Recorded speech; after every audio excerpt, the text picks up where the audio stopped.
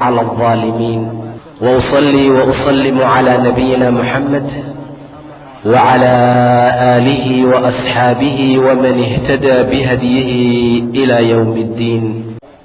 إذا dadku waa inay aad u xasuustaan geerida. Cabdullaahi ibn Cumar wuxuu yidhi nebiga ayaa garabkayga qabtay markaasuu dhahay yaa cabdallah kun fi dunyaa kaannaka gariib, adduunku waxaad ku noqotaa sidii nin musaafir ah oo kale, ow caabiri sabiil, ama nin wada gudbaaya oo kale noqo ayuu ii yidhi buu dhahay nebiga sala allahu calayhi wasalam.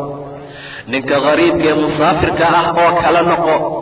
musaafirka aan waddankiisa joogin guryo kuma dhisto, rartiisa kuma furta meesha, wuxuu og yahay wakhti yar ka bacdi inuu meesha faaruqaayo ee markaa uu ka tegaayo.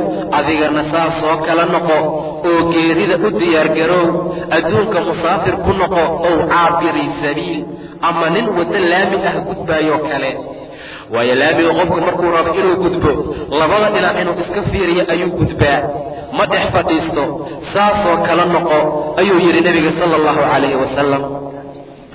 haddaad subaxdii gaarta galabtii ha sugin, haddaad galabtii gaartana subaxdii ha sugin. noloshaada u qaado geeridaada, caafimaadkaaga jiradaada u qaado, mar walbaa diyaar noqo. adigoo diyaara maniyada iyo geerida iyo yaqiinta ha kuu timaado. sidaa ayuu nebigu kula dardaarmay sala allahu calayhi wasalam. haddaba qof kastoo muslima dardaarankaa inuu fuliyo ayaa shay lagama maarmaan ah oo loo baahan yahay. nin ayaa nebiga u yimid salawaatullaahi wasalaamuhu calayh, markaasuu dhahay rasuulka allah waan ku jeclahay. rasuulku wuxuu yidhi cud nafsaka almowt, naftaada waxaad ku tirisaa dadka geerida ah. weligaa xayaata ha ugu sheekaynin nafsadaada, weligaa waa noolaanaysaa ha isdhihin.